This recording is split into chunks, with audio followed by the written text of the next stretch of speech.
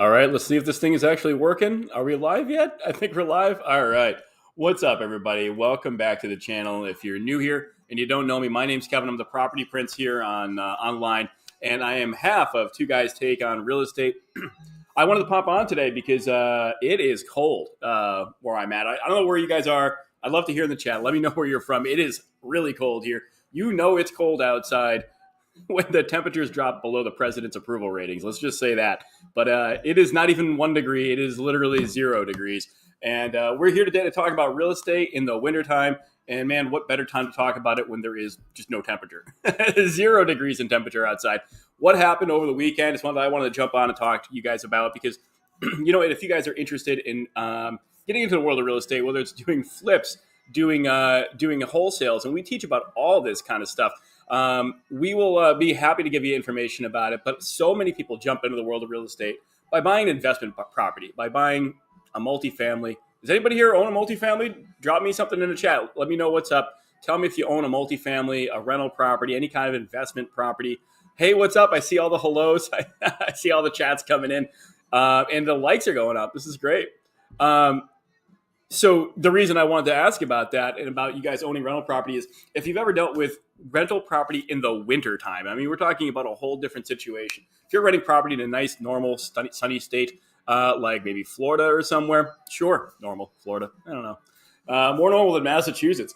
But, you probably don't have to deal with this kind of stuff that much. But let me tell you, some crazy, crazy stuff can happen in the wintertime in a snowy Arctic state. And I'm telling you, man, we're in Massachusetts. It is 0 degrees right now. And what just happened to one of our multifamilies this weekend? Well, let's just say this. Heating systems don't break down in July, right? Because you're not using them. They don't get any wear and tear. They're not going down in July. When do they break? They break in January. So we just had a heating system basically conk out, for lack of a better analysis. I'm not a huge tech on these things. But we need to do a full replacement. And when do they break down, guys? When do heating systems break? They break in the cold months, but they don't break at noon on a Wednesday. They break after hours on the weekend. So this actually broke. Basically, this stopped working first thing Sunday morning. So yesterday morning, we got a call from the gas company saying that tenants called them hearing that carbon monoxide detectors went off. So we had an emergency run to the property. Matt was out there like right away. And, we opened the door to the basement. We check out the heating system. Basically, long story short, I mean, it was a very minimal amount of CO that was that puffed out of this thing, but enough to set off the detectors, which are perfect. Thank God, and if you own properties, make sure you're smart enough to make sure these things are all properly installed. Smoke detectors, carbon monoxide detectors, essential. So many people have them. They move tenants in, and then the tenants are taking them down. Make sure you're observing your properties, you're doing inspections, and that doesn't happen to you. Hey, I see somebody's from Florida. But awesome. Thanks very much for hopping on the channel, saying hello, by the way, you guys. So we had a heating system that crashed on a multifamily house. It's a 2-family house. Now, this house is actually awesome. I used to live in this property. We put this heating system in about 10 years ago. So it was still, pretty new compared to the stuff that was there when we bought it. So when we bought this place, it had one of those asbestos-covered snowmen, And so we've had this thing for, only 10 years. The system that was in it before was, 60 years old? So we only got 10 years out of it, which is a bummer. But we'll upgrade it, obviously, to a newer, much more efficient system, even than the one we had put in. So because it's a multifamily house and there's one system, you know what that all means, right? It means heat's included. Have you guys ever dealt with heat being included in rentals? Maybe you've had an apartment where heat was set and included by the landlord, or maybe you own a property and you provided it. Well, we provide heat at this property because it's a multifamily house with one system, and the system went down. We got a call from the gas company. We went out and kind of resolved it, but unfortunately, the resolution was you have to replace the whole system. Now this happened Sunday morning. Nobody's replacing a heating system Sunday morning, so you're working on doing it during the week. Now, what does that mean you have to deal with? I mean, don't forget, one of the things you might not remember as an owner of a property, as a landlord, you're awfully responsible for some people living there. So we have it's a pretty big property. This is a 2-family house, but one's like 6 bedrooms, one's 3. So you probably have some family, some kids, and stuff like that. And, well, that was kind of a huge pain in the butt. So they're kind of depending on you. It's a huge inconvenience for them. And now they have a house that has no, it's 0 degrees right now. So you can imagine how quickly the temperature drops once the heating stops pumping. So, and can we install 2 heating systems? No. Yeah, probably not. It's all it's one of those hydronic circulating hot water systems that goes through those big old cast iron radiators. So I don't know. I mean, you'd probably have to separate a whole bunch of things, and it may be more trouble and cost than it's worth to turn it into a 2 system setup than it would be for a 1 system. And the bottom line is you just, increase the cost of the rent and you include heat as part of it. And then you just have to make sure you're on top of the system, managing the system, making sure it's properly set. Everybody's getting heat evenly through their apartments. In other words, you want to avoid a situation where, you're 80 degrees on the 3rd floor and 60 degrees on the 1st floor. You have to make sure this thing is balanced and it's a correctly set up system. Where are we all headed? Are we all based on? We are in Massachusetts, where it is literally 0 degrees. There is no degrees here. And so we're enjoying the fact that we had a heating system crash at the beginning of Sunday morning. And I wanted to jump on and talk to you guys a little bit about that kind of a thing, because not only do you have to respond to these emergency situations, but then you have to figure out some kind of a longer resolution to it. What do you do? How do you resolve that? This could take a while, this could take a long time. You might not have the money to do it. We're going to throw a brand new, very good size heating system in this place, and we're going to do it today. So how much do you think that kind of thing is going to cost? Do you have that kind of availability for funds where you can pull that off? And if not, what are you going to do? You can't look at your tenants and say, oh gosh, I'm sorry. I don't know what to do. I don't know what to tell you. I don't have the money for this. I can't handle my end of the responsibilities. If this was an out-of-state property situation, would you use a property manager? Yeah, for sure. You want to have somebody that can manage this property and then navigate their way through these kind of situations. And in our situation, we created a property management company to run our properties. So you'd be staffing this out to somebody else. That company would probably be contacting you and saying, hey, Kev, man, we got a problem over here. I hope you got your checkbook open, because this is going to cost you something. If you can't get approved for multifamily investment home because you already have a mortgage on your primary, you suggest so you can get a hard money loan, but hopefully then you can use the BRRRR strategy to be able to eventually get a mortgage on it, not long down the road. So maybe get a hard money loan to acquire it, maybe renovate the property, rent it out, maybe increase the rents if you've got people in there and they're way undermanaged and underpriced. And then go to a bank with the new leases, with a new appraisal for the property, and get a refi done on it. The rents will also hopefully support a lot of the approval for the new loan.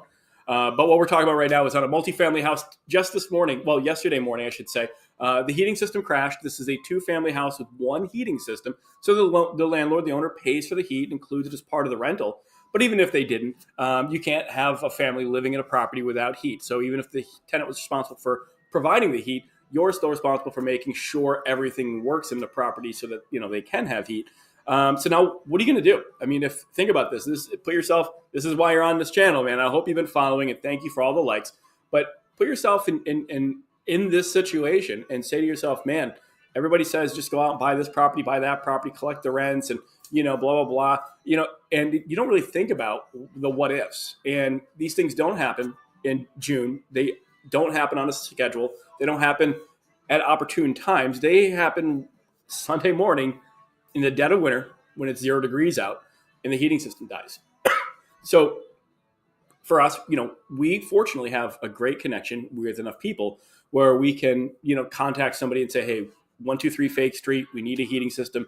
They can get over there. I mean, they'll answer the call. They'll get over there even on a Sunday, maybe to check it out, or first thing Monday morning. They can get this thing purchased. They can get it installed, and they can hopefully, as long as everything goes reasonably well, get it online that same evening. So we can be basically just having our tenants out of heat for the Sunday that it happened, and the next literally first business day. Unfortunately, right, nobody wants to live in a house where it's 0 degrees outside and there's no heat being pumped into it. So that temperature in that house that was at 70 is now dropping very, very fast. So you have one other consideration. You have to figure out for what your responsibilities are. Maybe somebody in the chat can jump in and tell me, what do you do as a landlord in that kind of situation? You don't have a way to provide your tenants heat. Yes, heat's included, but even if it wasn't, the heating system broke. So what do you do? What is your responsibility to the tenant? I'd love to hear your feedback, your thoughts in the chat. Once we wholesale enough, creative finance is good to fix. That's what a lot of people do. They go from wholesaling to flipping. and pipe burst. No, it was just a heating system that, its time came. It was actually only 10 years old. The one we had before it, when we actually bought the property, was one of those asbestos covered snowmen. It was, God, 60 years old or more. This one, brand new, nice one too, only lasted 10 years. And it needed whatever it needed. Was not cost effective to, it just made sense to replace. So the great thing is when we replace it, we'll be replacing it with an even more efficient model, which is good because in this case, we're the ones paying the heat. So the rents will stay the same, and because it includes heat, the rents stay the same. Our costs will go down. So we do have to put in some costs to cover the heating system, but we'll now have a property with yet another brand new heating system, and it'll cost us less monthly to operate. So we invest in a property, and we actually will widen our profit margins. Just part of being a slumlord, kind of. I think slumlords probably wouldn't be asking this question or sharing this knowledge about what your responsibilities are. And it has nothing to do with the tenants. The tenants were fine. A lot of people are slummy tenants for sure. You can give them a really nice property and they turn it into a slum. We all know this, but that's not what happened here. Here, just a heating system that met its time. Unfortunately, these things always happen, like I said, in the dead of winter. And here we are.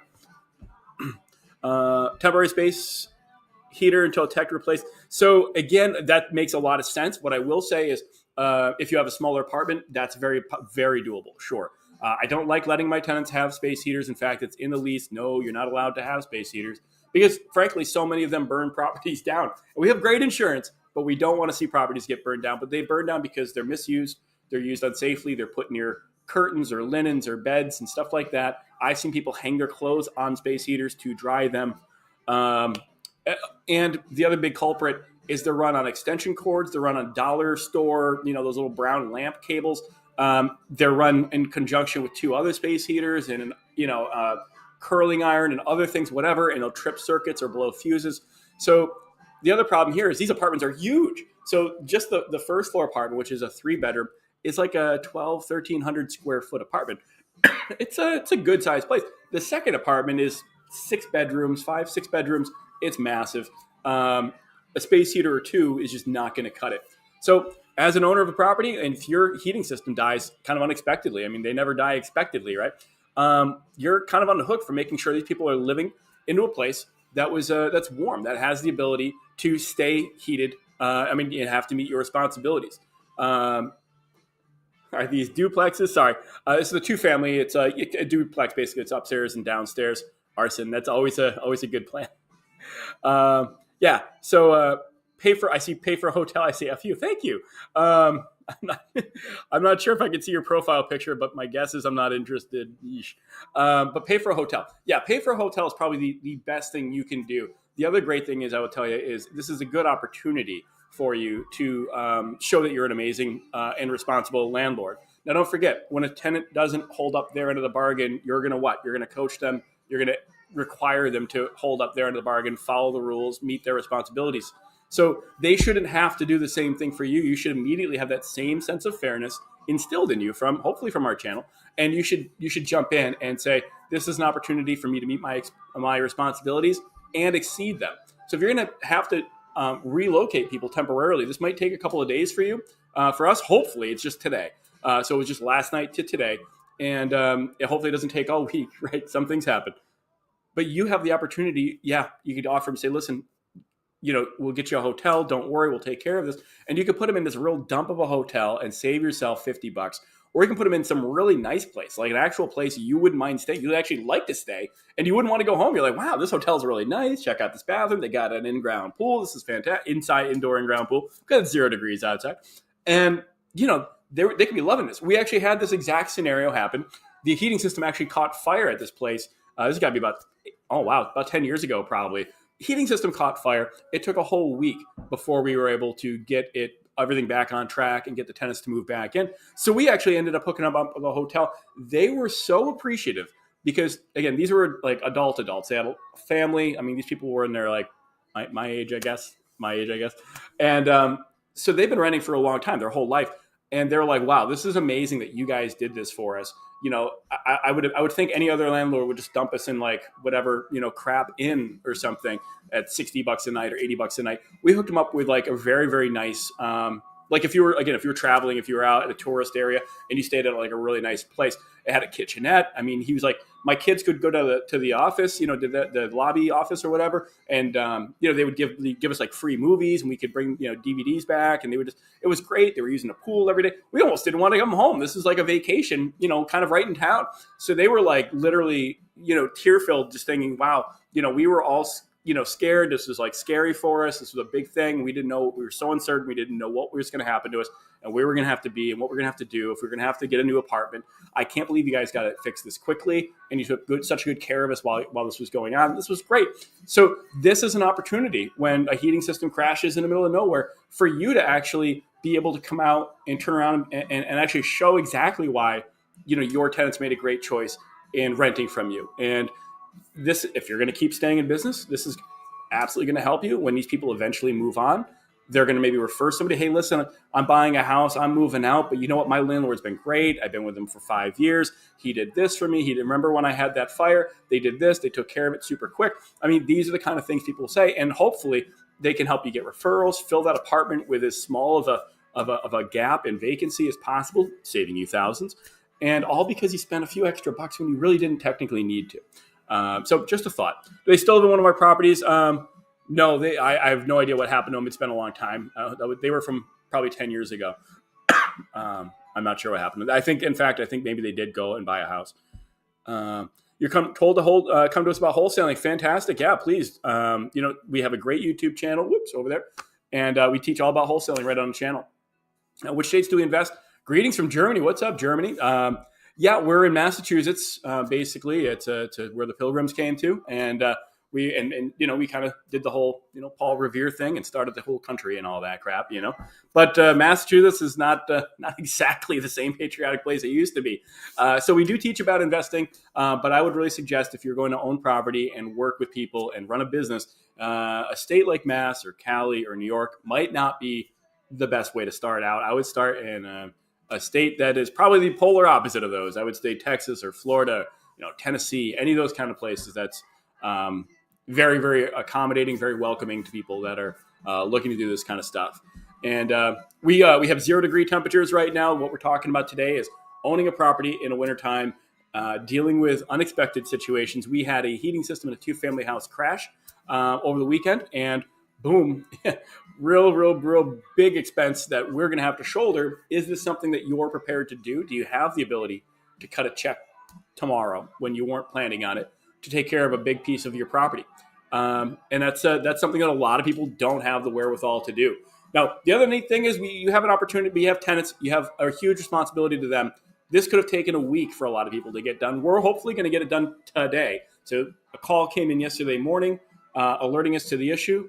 We immediately sprang into action, put an action plan together to get a heating person out there. We're going to actually replace the entire furnace with boiler with a whole brand new one. And what I will absolutely tell you is this isn't something that normally happens overnight, but we're going to literally do that almost exactly ourselves. We're going to have it installed today. In the meantime, 0 degrees outside. It's cold. I hope you have somebody to keep you warm because our tenants don't have a heating system to keep them warm. And we had 2 families that now had no heat in their house. So we had to jump in and create an action plan for that. So what I did is this is actually kind of a neat thing that I was able to do. These tenants have been with us for a few years, so we have an okay rapport with them. They've had a lot of payment issues, so their rapport with us is not the best. But we've been working with them and keeping them going. What I was able to do is kind of reach out and give them some options. So instead of telling them what they had to do, I told them what we're maybe willing to do to help them with these scenarios. Now, this comes with some experience. Remember, I was just telling you a story about a heating system that caught fire. And this is something that, we've dealt with in the past. So what I can tell you is I offered them a few different options. I said, listen, normally if they had a smaller apartment, I would say maybe we could get you a couple space heaters. We don't allow them normally, but in this case here, to get you through just the night, as long as you supervise and blah, blah, blah, we can make that work for you. You don't have to go anywhere. Otherwise, if you have a friend or family or relative, somebody in the area, you can go crash with your kids or whatever for the night and tomorrow, whatever. We'll credit your account like $100 for the inconvenience. So, your rents, we'll say the rent's $1,000 for the month. We'll say 1 day of non-use of the property, and we'll give you $100 for the inconvenience of staying somewhere else, going visiting grandma with the kids, Or if you'd like, we'll pick up the tab for a reasonable hotel in the area. You can't stay at a penthouse in Vegas, but you can if it's a reasonable hotel. We'll just send us the receipt. We'll reimburse you immediately for it. In the past, we've had people. We would actually do the whole credit card thing. We would actually pay for it ourselves instead of getting reimbursed. But that's such a huge logistical nightmare to do. And honestly, it's just easier, so much easier if the tenants do it. We'll immediately reimburse them within 24 hours. And then they can pick where they want to go, what town, if it's out of town or anything like that. And we usually cap it. I actually try to tell people, try to do something under like 175. I mean, that gets you a pretty nice hotel. And I even recommend a few that other tenants in the past have been, used to or used, and they really love it. Like I said, some of these folks didn't want to come home. They were hoping the issue would last longer. I mean, it's like a staycation going to some of these places that you have some really nice hotels out there. So that's been something that we worked on. People really, really love that, and they get some choices. So in a smaller apartment, maybe space heaters temporarily for the night. You can provide them and then pick them up the next day. That way you know that they come back out and you get them back. You could offer them a small credit on their rental account. That way nobody's coming really out of pocket with anything for the inconvenience. If they relocate and stay at a friend or family's house. I'd take my kids. I don't have any kids. I'd take my kids or wife, ladies, to go stay with grandma for the day, and geez, save $100 on my rental account. That's fantastic. Or if they don't have those options, they don't feel comfortable staying there with space heaters or whatever, or they just like a little break, they could go treat themselves to pick their hotel in the area and send us the bill. And this gives you a great opportunity to do two things. One, meet your responsibilities. You're their landlord. They don't, that's exactly what they're paying for, is for you to take care of these kind of problems, not have to do it themselves. And then two, it gives you an opportunity to exceed expectations and really, really deliver on your responsibilities for them. And that creates a great impression, creates a lot of goodwill. They're more likely at that point now, once you built that goodwill up, to see you not as an adversary, but as somebody that's fair and honest and is, not against them, but with them. And it changes the dynamic if you have maybe some tenants that gravitate towards, kind of adversarial roles, with their landlord. So these are some great things. And this comes with a lot of experience. We've had 500 units. There's a lot of heating systems out of 500 units. And these things will always break down. Nothing's going to magically only get better and last longer the more you use it. They're only going to wear out and eventually break down. So we've dealt with this stuff a lot. You can deal with it a bunch of different ways, but in our pretty extensive experience, this is one of the better ways to do it, is to, go through the scenario that I had described. We talk about this kind of stuff a little bit on our YouTube, but this live broadcast, I really wanted to jump on to talk to you guys about, mainly because, we don't have the opportunity to bring you these kind of things as they happen. And this is a developing situation right now where we're actually installing a brand new heating system just on the spot immediately the first workday after it was reported. It was reported yesterday. Hi from India. Love your videos in general. Great advice. Hope you blow up. I hope so too. Thank you very much. I hope you don't mean explode, but no, I'm just kidding. I'm sure we're going to blow up. Thanks for the follow, the likes and all that stuff, guys. And you're right. We blew up so much on TikTok. We got up to almost 1 million on TikTok. We're hoping to do the same thing on Instagram, and our YouTube we're hoping is going to catch fire at some point too. Unlike the heating systems in some of our properties, where then you have to do an unexpected replacement. What are landlord-friendly states? I would say, a lot of the southern stuff, the states that are talked about in the very, very different sense than California and New York and Massachusetts. How are you keeping your pipes from freezing in the meantime? Well, the home will probably keep enough temperature to avoid freezing. I think we put a space heater in the basement just to keep enough chill off, but it's sealed up. And the best thing is it's very, winterized or winter tight. So you're not getting a lot of breezes and drafts. So as long as you're not getting a lot of air kind of current moving through the property, even if the temperatures drop very, very cold for just one night, you're probably not going to see pipes freezing and bursting.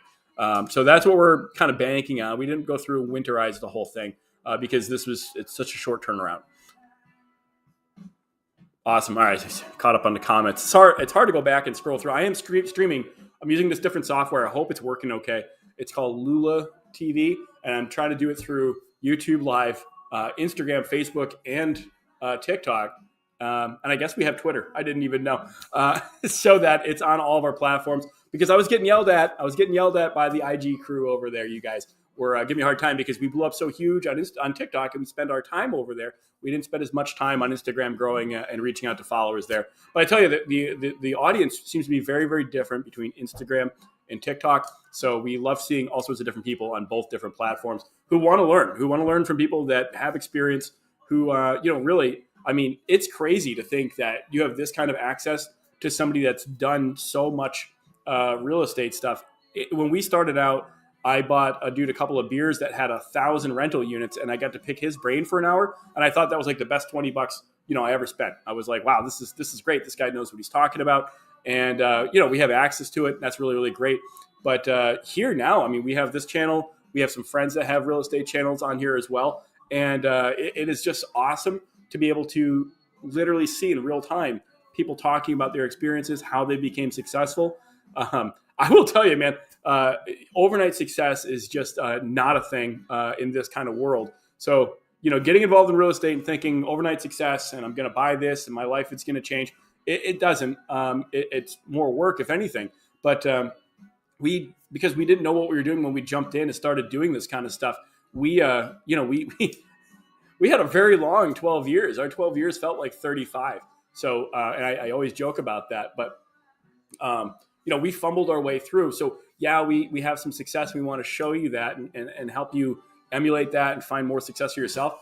But seriously, I really want to help you avoid the struggles that we dealt with. That's one of the key values that I think we bring to our channel is all this stuff is a result of us, having struggled our way through it and can tell you, hey, listen, we did this, we tried it, and here's what we would often do, and here's what kept happening. So, please stick around, follow our stuff, and share it with anybody that wants to move their life financially forward. And, we'll keep sharing because there's story after story that we can share with you that'll help, that maybe you can take something from that you can use for yourself. Maybe it's a year from now, maybe it's 5 years from now. You can be like, oh, those bozos on that channel, two guys taking real estate. I got you. No, makes sense. I remember that. I know what they did. Okay, here's what I'll do. So that's something that hopefully, is very useful for you. Please explain arrived. So there's not much to it. There's a link in our bio. I'm not sure what platform you're on, Instagram. So there's a link in our bio, I think on both TikTok and Instagram. We'll change it out soon, but Arrived Homes. It's actually pretty cool. It's kind of like crowdfunding properties. You can actually invest a few $100 into a rental property instead of investing, a couple $100,000 with some down payment and a bank loan. So it's kind of neat. It's a great way to I liked it because so many people ask us on our platforms, I only have a couple $100 here and there. I don't have money saved. I want to invest. What can I do? And this is an answer to that question where you can invest $100 or a couple $100 whenever you get it. And it helps you train your brain to thinking about real estate from an investment standpoint. And I'm telling you, it really puts in perspective, how much a cup of coffee slows you down. It speeds you up, but it slows you down in the world of investing. If you, just like the video we just posted recently on TikTok and on Instagram, you go to Starbucks every day, and I know everybody hates that's why we use that as an example. But it's a great example. What a waste. I mean, and if you're comfortable wasting with it, treat yourself. Freaking treat yourself, man. I love treating yourself. That's great. But also know what you're costing yourself when you do it. Don't delude yourself to thinking that, if I do this every day, this isn't costing me something. This is costing me something. And in this case, it's costing you the ability to invest or not invest in the world of real estate. And it helps you think about that. Every time you spend money that you necessarily don't have to spend, it's like, wow, I could have put $3 here, $5 there, $10 there. Every day, I spent $17 a day in wasteful stuff. Add that up, and that's how much money you could have dumped into something that month. And it helps you really look at it from an investment point of view. What did I get for a return on it? Did the property go up in value? Because with Arrive, that's kind of neat too. You're actually buying shares of a house or houses or whatever. And kind of neat, the property goes up in value. Hey, what's up, Our Wishes? How you doing? How much snow did I get? I got about 6 to 8 inches of snow. Oh, Jesus Christ. I don't know. I didn't even blow the snow blow the driveway because I got a Jeep. So I'm just like, just me. I live by myself and I have a Jeep. So I'm just like, it's going to melt. I'll just, what do I care? It is better to avoid what not to do and all that in real estate. I agree. Can I answer your question about the 27 rental houses I inherited? Yes, sir. Or Dakota. I can't tell the other guy. Yeah, absolutely. Absolutely. I want to hear about it. Hey, hey, can renting to pay your mortgage while also accumulating increases in value be considered greedy? I mean, yeah, but I think Gordon Gekko was like, greed is good, right? Shouldn't you be motivated to do something? And is that necessarily a negative? So I would imagine you could turn this into any other industry and say, should, learning how to sew and then, making somebody a shirt and then actually profiting off that shirt be considered greedy? You covered all your costs. You bought the thread, you bought the material, and you covered all that, and you sold it to them for more than it cost you. So no, I don't necessarily think that that's greedy. I think it's a service you're providing. If somebody doesn't want it, they're not like forced to take it. There's lots of different options. They could learn how to make a shirt. So you could go buy a house. You could go, build a house. You can choose to live in an RV or a campground or camp in the woods or any of these things, right? You could choose a bunch of different paths.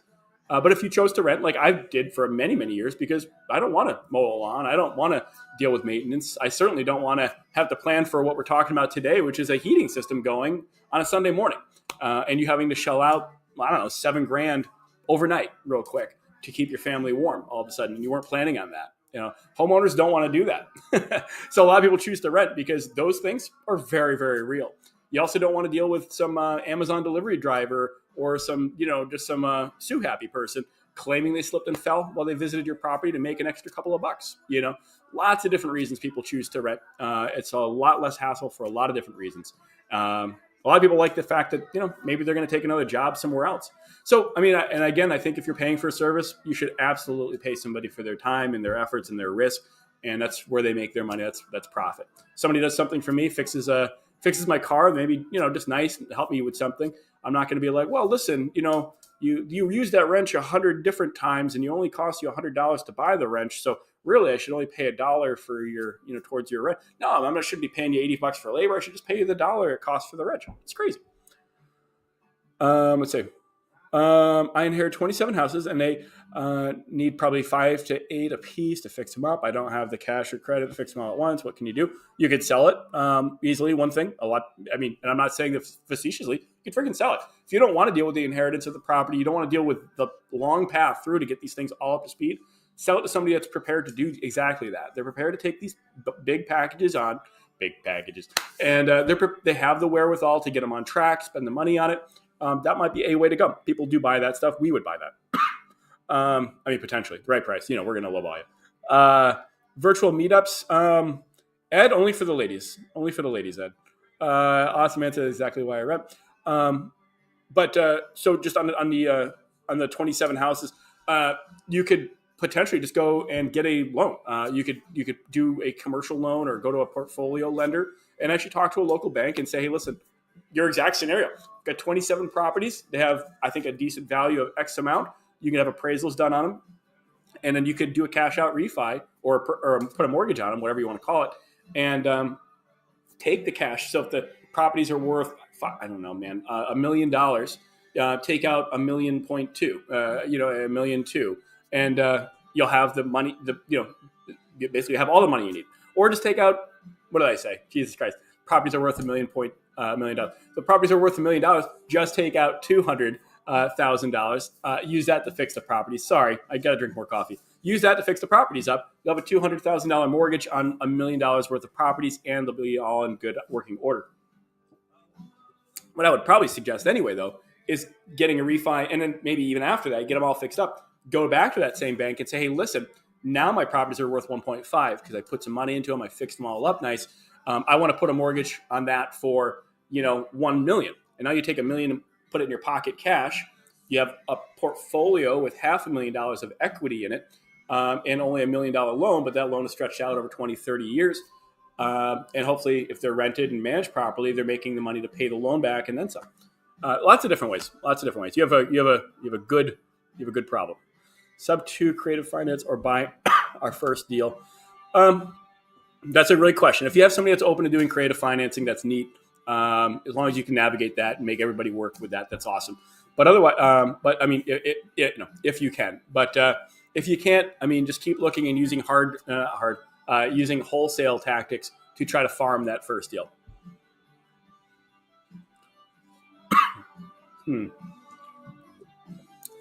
What do you? I can trust and drag. All right, Ed. Keep it G-rated there, buddy. No, I'm just kidding. We don't do. We really just don't get into all that kind of stuff. I appreciate it. We don't. The free time we have, I spend here with you guys best I can. I hang out, answer questions. I'm on a lot. I usually go on at night as well or in the evening. But I appreciate it. I'm not only if you do a dual live for the whole audience out there. Oh man, that's great. Ever thought about taking over the mortgage using sub 2 to buy Airbnb? Yeah, that's actually neat. But I mean, you have to make sure that Airbnb, you feel real confident that it's going to hold up as an Airbnb, and you're not. People are doing this a lot, I guess. Now they're buying something at a price point that is only supported by Airbnb usage, and a regular tenant or a regular use of that property is never going to hit to cover the cost of it. So as long as you're really confident that Airbnb is like going to be the play for this property for a very long time, then that's cool. But I mean, I would be worried. I would buy something as for use for a regular property. And if you can Airbnb it and take it up a notch, it's great. But your fallback is always that, you're renting it out long term and it covers at that point. Just a thought. You're the best, man. Oh, stop. I really appreciate it. I've asked more people more advice.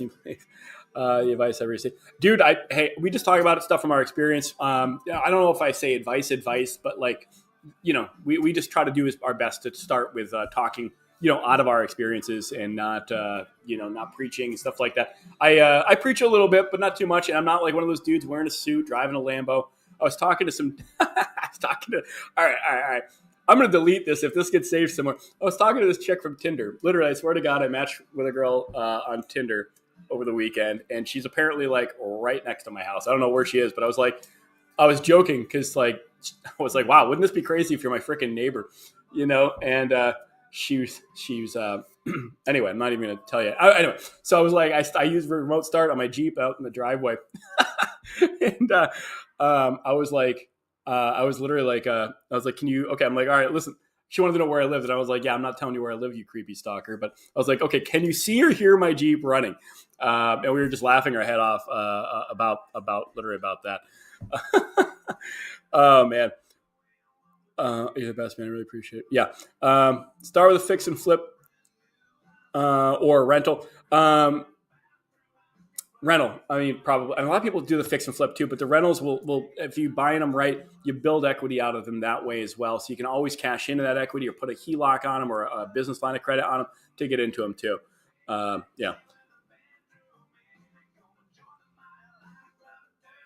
I just bought our first rental. Bought our neighbor's house. Fantastic and excited. Found you just in time. Hey, man, Alana, thanks for being here. I appreciate you here. And yes, you should be scared. It can be scary. Stick around.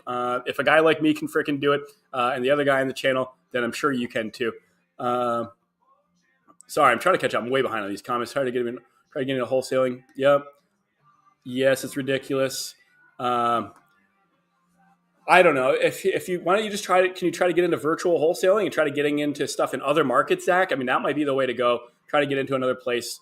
That's not, your area. And people are doing that like crazy using PropStream. If you don't use PropStream, maybe check that out. I'm assuming you probably tested it out already. Calling out Tom Cruise. Yeah, no, I don't. I literally, I was telling that girl on Tinder, I was like, I got a Jeep in my yard, and she was like, oh my God, I've got sorry, I forget I was in the middle of my story. And she was like, oh, I've got a Jeep too. And I was like, no way, really? That's great. And, I told her what kind I have. I've got she's got like, a lifted Rubicon, yada, yada. And I'm like, oh, okay.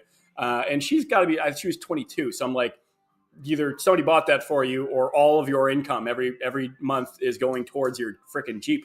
I'm like, oh, I've got a 5.9, Grand Cherokee CJ. And she was like, oh, you've got a 98, Grand Cherokee.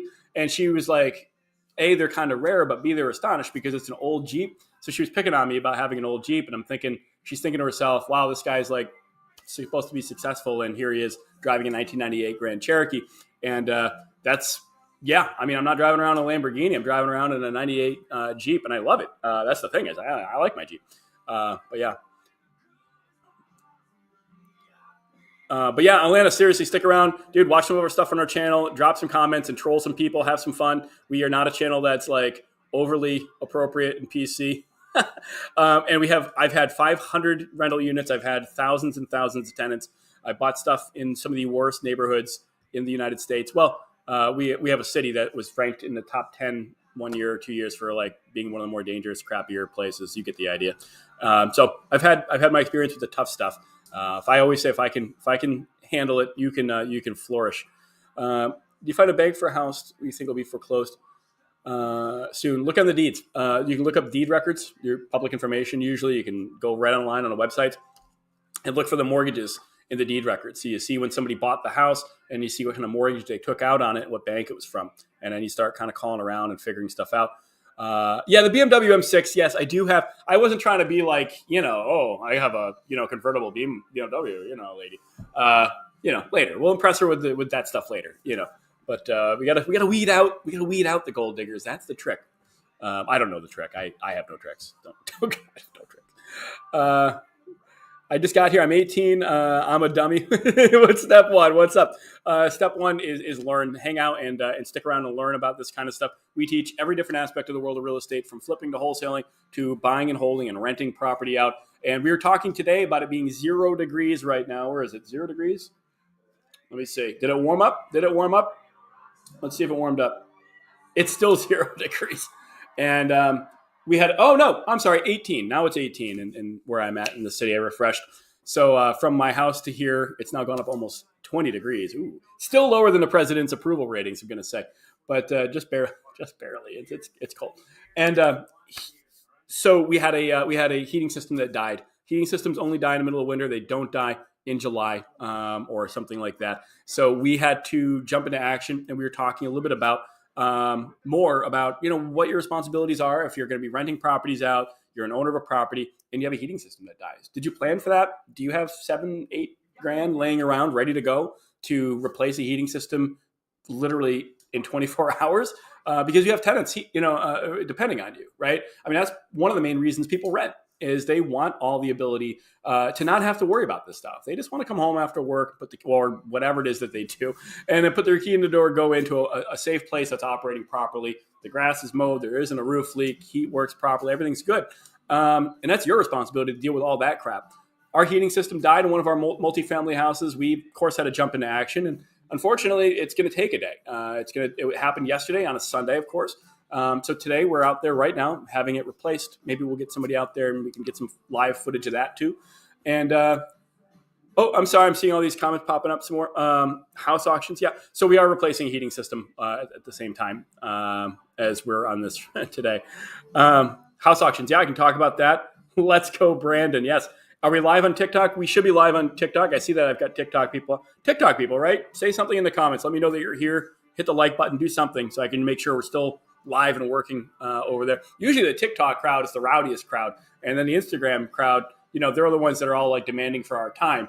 But I don't see anybody from TikTok responding. Maybe we got booted off.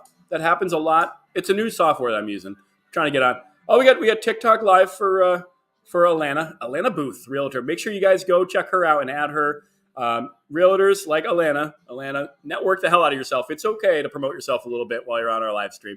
Nothing wrong with that. Make sure you're joining her channel and hitting the follow button. It never hurts. If you're interested in the world of real estate, know everybody that you can in the world of real estate. Some of these people are actually pretty awesome. I don't know about Alana. I'm a little on the fence about her. TikTok live for Holly Hale. Holly Hale. I want to keep saying Hottie, but maybe it was the icon with it. Hottie Hale.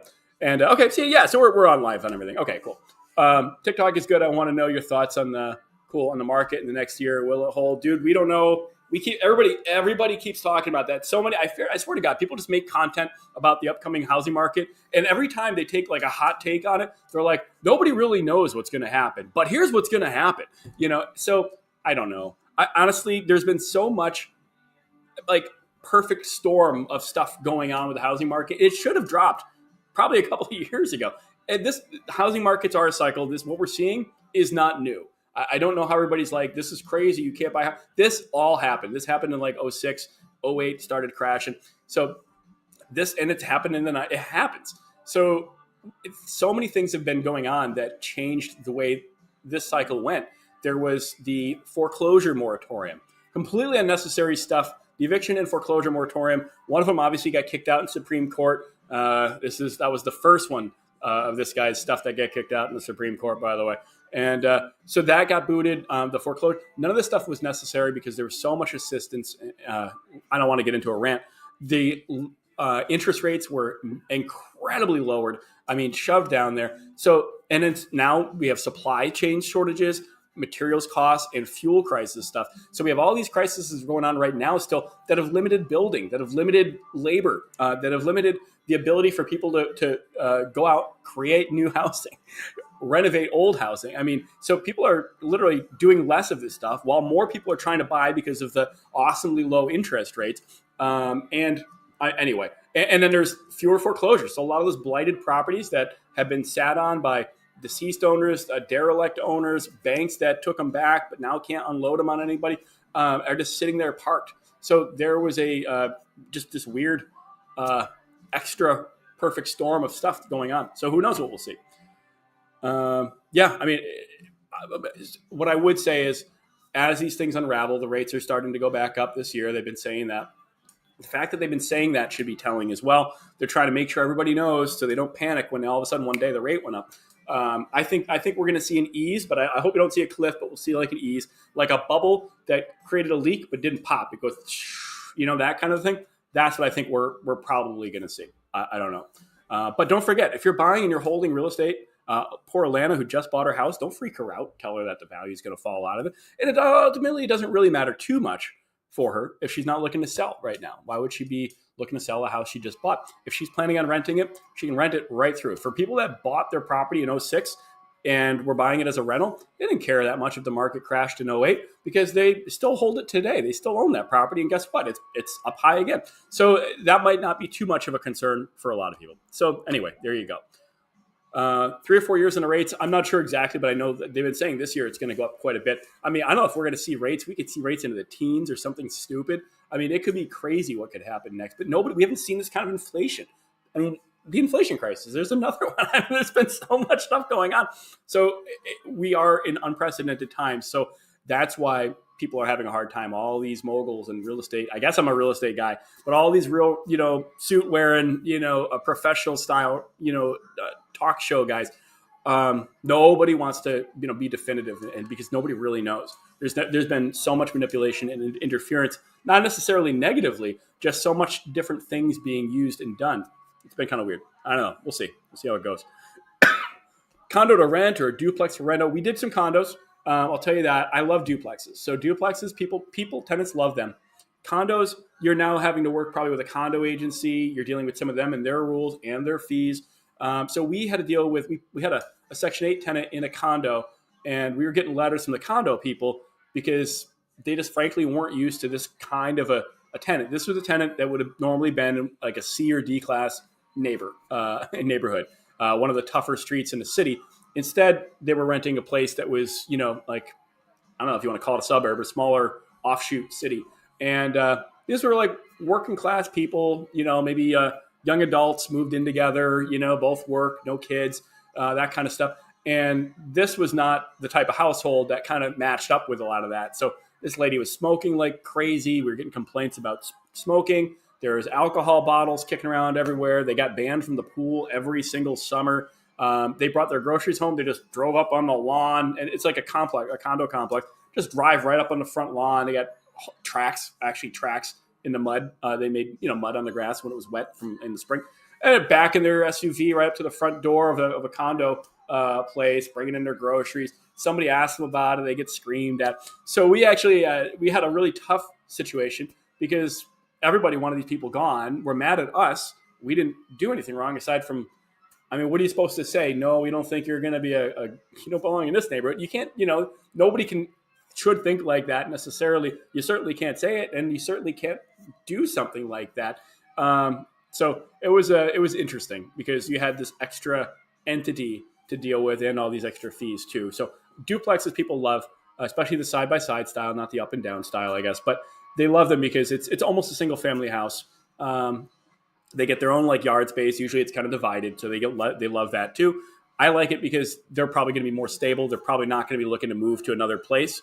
That's why I like single family houses for tenants, unless they're probably not shopping around for, you live in an apartment building, you're looking for something better. You're looking for a multifamily house.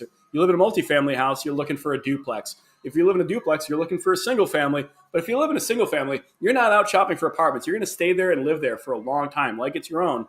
The only time you're going to move is if you're buying a house for yourself. And that might be a while for some of these folks. They may never choose to buy, especially once they realize some of the costs and responsibilities that come with ownership. So they may always choose to rent your single family.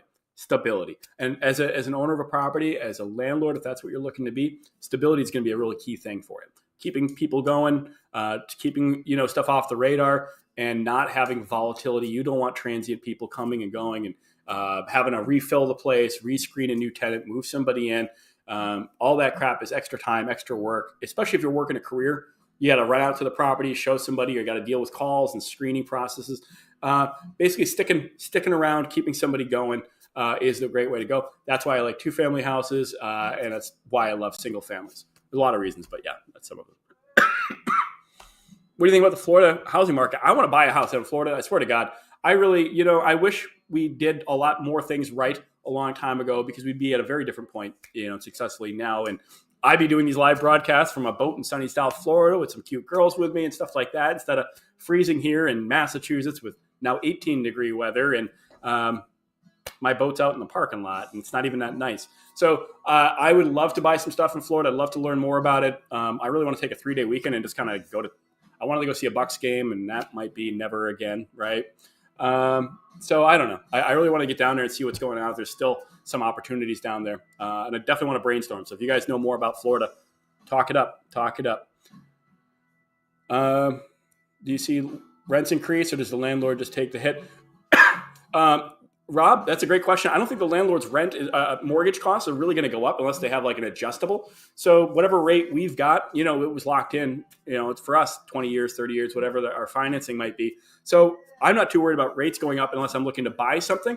But you're right. If a landlord is buying a property and now they're going to rent it out, yeah, they're always going to try to rent for more than they're paying for the property. Some buyers, some owners of property will buy a property and they don't care about cash flow, which is crazy to me, but they don't care about cash flow because they're banking on a couple things. They just need to 1031 the money into something else. They don't have to get a tax hit right now on it, or they're banking on the property going up in value. So as long as the rent's kind of mostly covering the cost of owning the property, they're hoping that property is going up 50 grand, 100 grand, 200 grand. Maybe they bought a house in Boston. Imagine if you bought a house in Boston 10 years ago, or one of those, I don't know, some other random city like that. And you didn't make any money off of it, but the house paid for itself. The mortgage kept going down and the house was exponentially just jumping in value. You'd be loving it. Over 10 years, you made yourself, $600,000 between the pay down and the increase. And you're like, yeah, okay, I wasn't making $300 a month, but I mean, so what? So that might be another reason people might do it. But otherwise, I mean, if it's a currently owned property, your landlord's probably not refinancing. The landlord's probably not doing a refi or anything. So, they're not really seeing an increased mortgage cost. But the cost of everything else went up. Just get your lawn mowed, the cost went up. Lawnmowers run on gas. Lawnmowers are pushed by somebody that charged labor. Your property taxes go up. Everything goes crazy. Favorite type of investment property? Okay, I think I covered that a little bit with the single. Can I pay a property management company and account to deal with it? My property, just collect pass.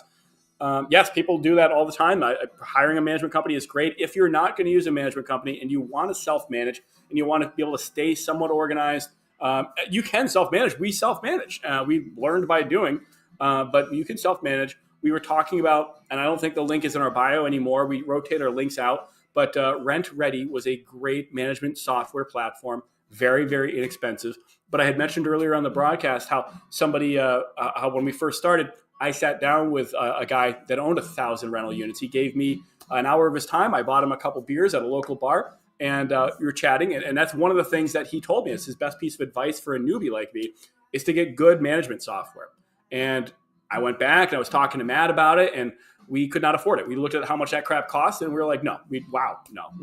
We'll use spreadsheets, and we can use Dropbox. And this guy's older, so maybe he doesn't. Sorry, guy, if you're here watching, his name's also Kevin.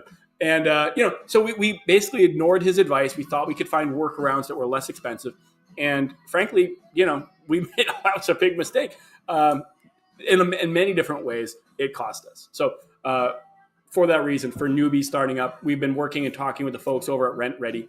You can get it half price when you use our promo code if it still works. It was working before. Somebody else said they just signed up recently with it and they tried it and it was half price. It's REDI, Ready. I would check them out if you're seriously interested in owning property, or you have a couple properties, you have a couple units, whatever. If you have 500 units, don't use Rent Ready. It's not for you. But if you're starting off, it's a great way to get started. It was cheap. I'm not sure I'm not sure how much it was costing before, Al, but I know it was very cheap to begin with. I looked at it and I was like, you got to be kidding me. It's less than what we pay a month for the year.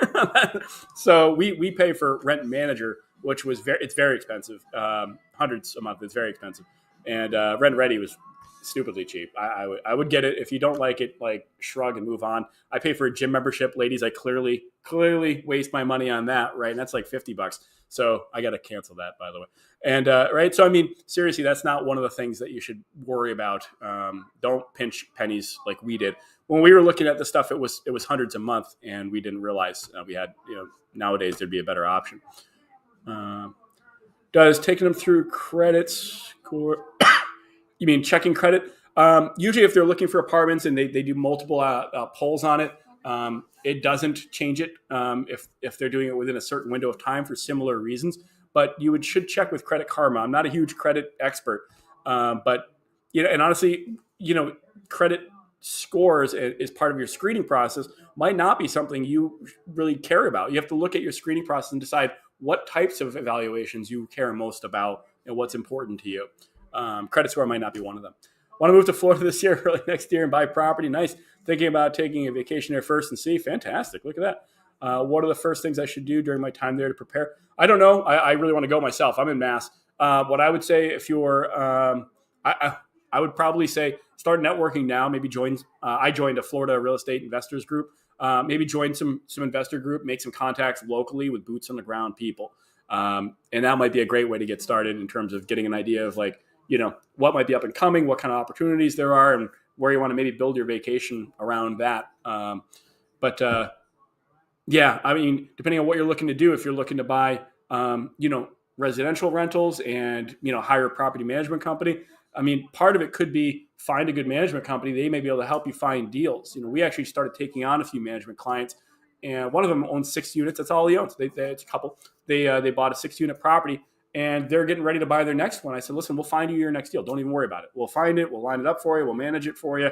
You just have to be the one signing all the papers. And they're loving that idea. So that might be a way to get started remotely for you.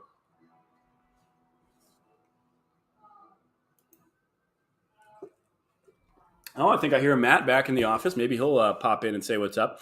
Matt's been out running around a little bit today. As you guys know from the intro, or also whatever I put on the banner here, we had a heating outage, and heating outages only happen right in the dead of winter on a weekend, and that's exactly what happened Sunday morning. Anyway, yeah, we were woken up. Well, I was woken up. Matt was probably up making breakfast, but I was woken up at my house about a heating system that went down. Gas company was calling us, and long story short, we have to replace the whole heating system. We're doing that right now today as we speak. We're hoping to have everything restored, but when you're getting into the world of real estate, this could be something you might have to, be prepared to deal with. Having the ability to spend that kind of money virtually overnight, and then what do you do with the tenants? How are you taking care of making sure the people that pay you for this service, to make sure they have a warm heating system that works at their property? What do you do with them? How do you take care of them? How do you compensate them maybe for an inconvenience? How do you make sure they have a warm place? So we go through a few different options with that. We'll make a YouTube video, I think, for it too. So if you haven't found us on YouTube, please take a second and find us there and make sure you subscribe. I want to make sure everybody has an opportunity to learn about this kind of stuff, because it's actually really, really interesting. A lot of people don't think it this far through, and they'll just kind of shrug, and they'll be like, well, I don't know, but I don't have 10 grand. I can't. What do you expect me to do? I don't have 10 grand. I can't fix the heating system this week. Just give me you'll just have to move out, I guess. And that's probably not an answer that's going to fly with almost anybody, especially a lawyer. How soon do you think I could do 1,000 hike? Wait, how soon do you think I could? Oh, I don't know, win 1,000+ properties? Not soon. It took us a long time, and we worked with additional partners. It took us a long time to get up to 500. It took us several years. We got up to 500 units, and I will say, a lot of those units were actually multifamily houses and single family houses. Usually, people start with smaller stuff and then scale and buy 20 and 40 units and stuff like that, like properties or buildings. We actually preferred the smaller properties, the multifamilies, the single families, that kind of thing. And, very, very interesting. We went backwards. We went against the grain. Obviously, we do things very, very different than a lot of people out there. Matt and I, clearly, very different weirdo people. But we find that we found something that works, and we can deliver a service that our tenants like. It keeps us in business, keeps people happy. Sorry, I'm having a hard time with these things scrolling here. All right. I don't know if you guys know this, but I'm streaming on multiple platforms at the same time. I'm using this new software called Llc TV. So I'm on YouTube, Instagram, TikTok, Facebook, and apparently we have a Twitter that I don't think use. So, and I've been spending a lot of my time on TikTok. That's part of the reason, we are at almost 1 million followers over there. I'm trying to spend more time on Instagram to help out some of the Instagram people that were feeling neglected. So this new software is a solution that hopefully takes care of it for everybody. And now I can hang out with all you guys. Let's see. Sorry. How I can use an LLC to get a loan for a property. You might have to do some personal guaranteeing on it, similar to regular bank loans. But commercial lending is still a thing too. How do you suggest finding a property manager for small multifamilies? We were just talking about it, actually. It's funny you asked. So Rent Ready is one that I would definitely recommend you check out today. REDI, Ready, spelled weird. So Rent Ready. And if you use a promo code of 2 guys, the word 2, and the word guys, so 2 guys, it should make it 50% off. Somebody was telling me the code still worked. They just signed up the other day. But that is great for newbies. As you get going and you expand into like more and more units, 50 plus, get into 100 units, then you might want to migrate to a more expensive program. But this would serve you for quite a long time. One of the best ways you've ever found deals, I actually found one as I was driving to Dunkin' Donuts one day. I found a house as I was driving down the road to a Dunkin' Donuts. I swear to God. And we teach it on our YouTube channel. I tell you the story about this property on YouTube. So if you haven't found it, take a second and search a wholesaling walkthrough, I think it was called. A wholesale walkthrough. We have a playlist for wholesale stuff. That is absolutely crazy. We made that was a great deal. And it took me about 45 minutes of my time altogether to purchase the property, to get it under contract. And people tell you, there's no way you can buy property. There's no way a homeless person could have done what I did if they were pushing their homeless person cart down the street, buy this freaking house, dude. It can be done. It should be done. You'll learn about it, and it'll be in your head if you watch this stuff for free on our YouTube channel.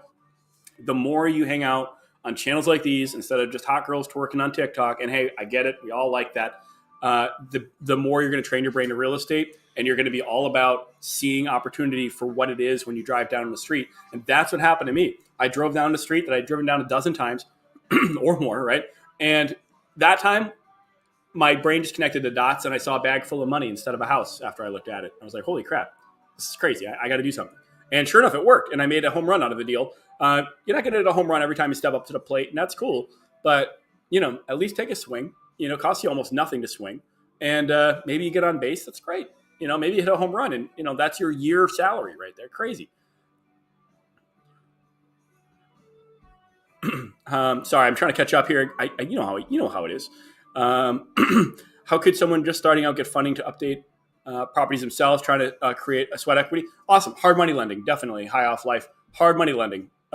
We teach about that also on our YouTube channel. It's like mirrored, so I don't know where it is. Hard money is the way to go. That's how we started, and that's perfect, sounds like, for the solution for what you have going on. How much does it cost to create an LLC? Not much, several $100, few $100. Yeah, to set those things up, it's just like a few $100 each.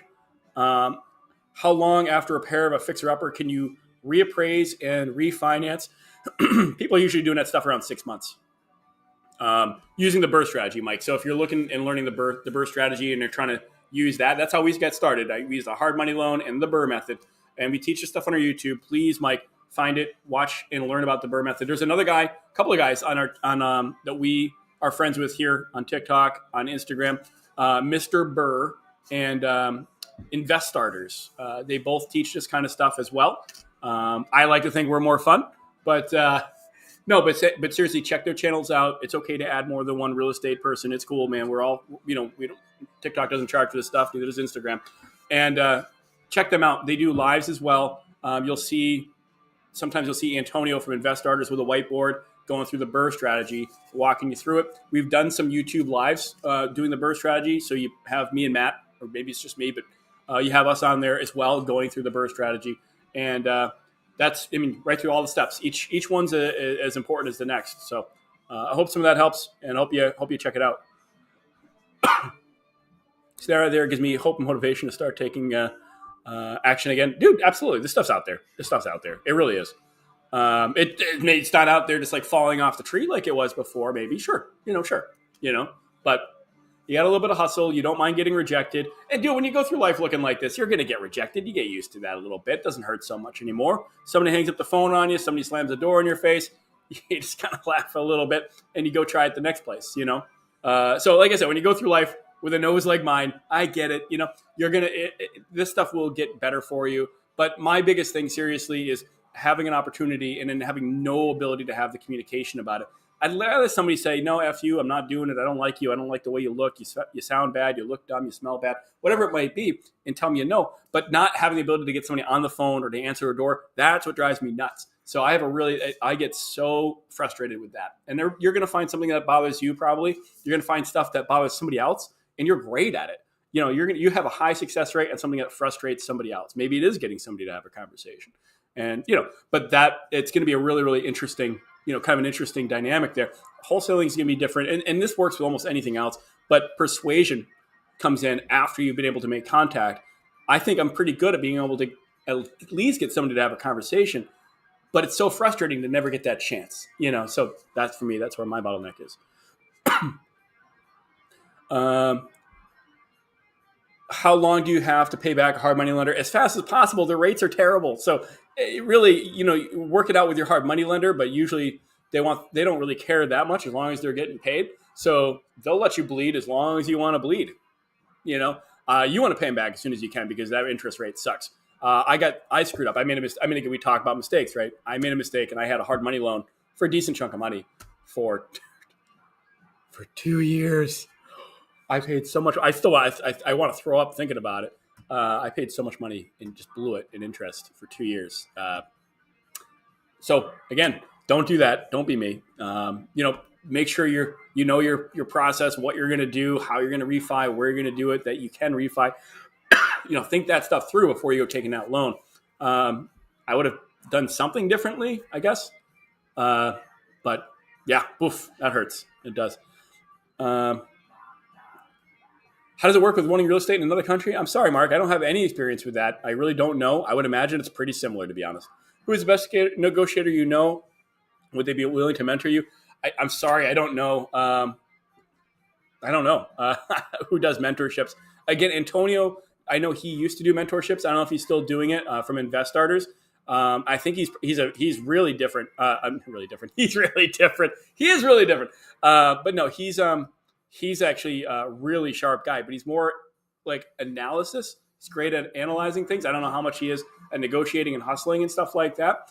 And I feel like I'm kind of the opposite of that kind of person. I'm not an analytical guy that much. I'm more about how to kind of persuade maybe. Am I sick? No, I don't know. I have, anytime I get a head cold, I get like a little cough for like forever. So I don't have the big C. Don't worry. I'm okay. But I just have this stupid naggy little like tickle. I don't know. Yeah, but I'll live. Maybe we'll amputate my heart. I don't know. It's already gone. People. I got into real estate. Anyway, thanks, guys, very much for being on the channel. Just so you know, I am using a new software, so I hope it's not coming across too poor. I'm using it to stream on YouTube, on Instagram, on TikTok, Facebook, and Twitter at the moment. So we'll probably start using the software a little bit more. I'm going to start setting it up at my house. So I'm starting to set up more of a home office there. I've lived there for a little while, but I move very, very slow. I'm not I don't really get comfortable with new places. So still setting up a little bit of a home office place. So since this is actually on a PC instead of me using my phone, that's why it's not moving all around like I normally would do. I'll be able to stream a little bit more from my home webcam, and we'll be able to check it out and reach out and hang out with you fine people a little bit more often, which is awesome. There's so many cool people that I meet on here. It's really, really cool. Seriously, I don't know if you guys recognize other names or people that you see on here, but the amount of people that interact with each other, answer each other's questions, hype each other up on our channels and on our lives has always been super awesome. It really gives me a lot of hope for for America. Seriously, when instead of hearing people trash on each other, thoughts, hey, I want to do this, I want to do that. That's stupid. You're never going to get there. You never really see that on our channels. You never see somebody saying, hey, that's really dumb. You shouldn't buy rental property. You can't do it. It's a bad market. There's no way you'll succeed.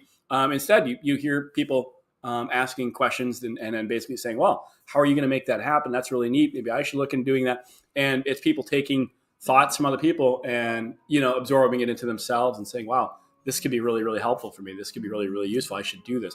And I always thought that was really cool. Really, really constructive. But anyway, enough of me ranting. I've been on for a little bit. I should probably get moseying off into the sunset, get some actual work done around here. I think Matt's in the office. I was hoping he'd pop in and say what's up, but he must have known I was on live and didn't want to bother me. I'm going to keep playing around with the software. Maybe I can find some more cool stuff that I can do. I don't know. Yeah, looks like they got a lot of features coming up. I can do backgrounds, Q&As. That's cool. I didn't even realize. Okay, there's a Q&A field. Cool. I'll have to check this thing out a little bit more and tinker with it. Get back to you guys and do some more broadcasting. So I might be back on during the day today, just to keep you updated. Maybe we'll get on live from one of our properties where we have a tenant. Two tenants. Actually, I used to live in this property, and the heating system died Sunday morning unexpectedly, as they do, and we're out there working on trying to get that heat restored. In the meantime, we took care of the tenants. We talked today a little bit about what your responsibilities are as a landlord. If you're going to own rental property, these are some of the things you might have to be prepared with, especially if you're in a wintry area. Do you have enough money to quickly replace a heating system when, you have families that depend on you for a warm place to live? Meanwhile, while you're fixing it, where are those families staying? What are they doing to keep warm? And what's your role in all that? And we talked about some of my experience with dealing with that and what we did for the families that were involved in this one.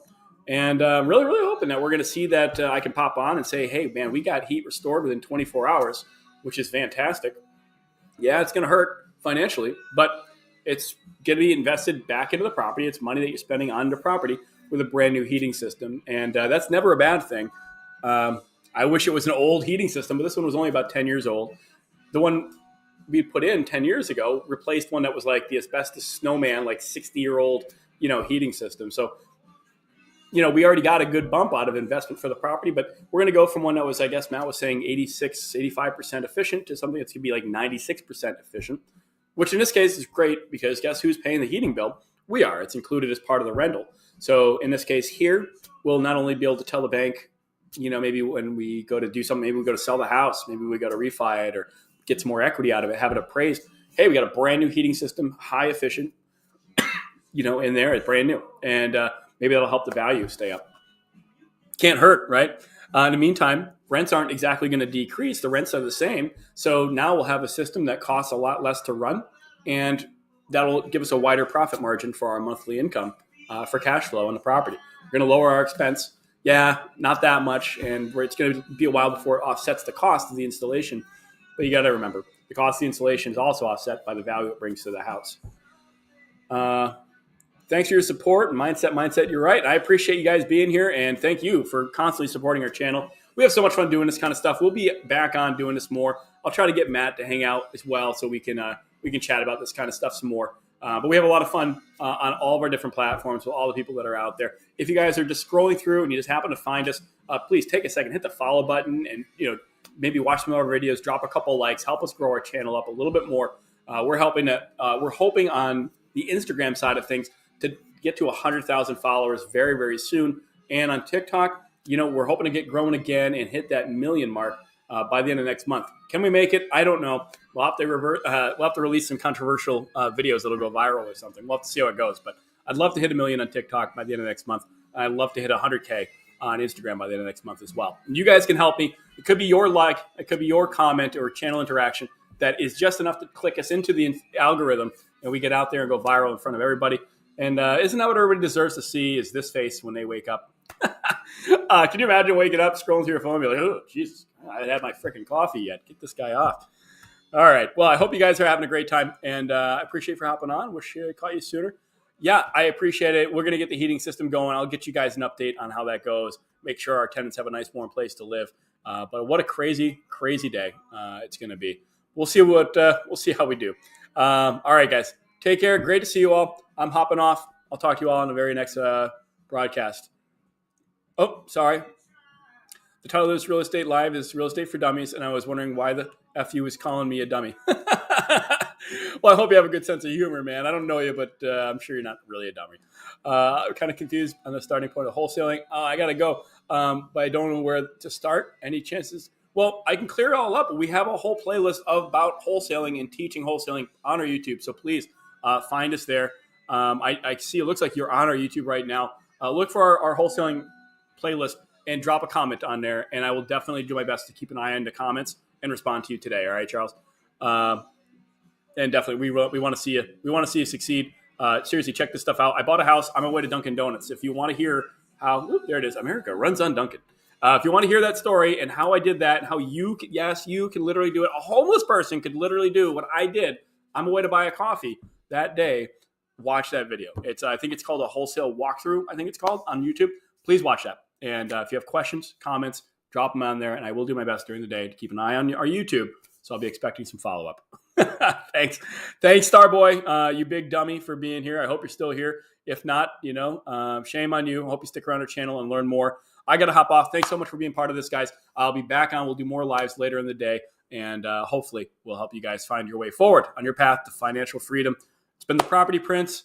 I'm from Two Guys Take on Real Estate. I'm going to take off.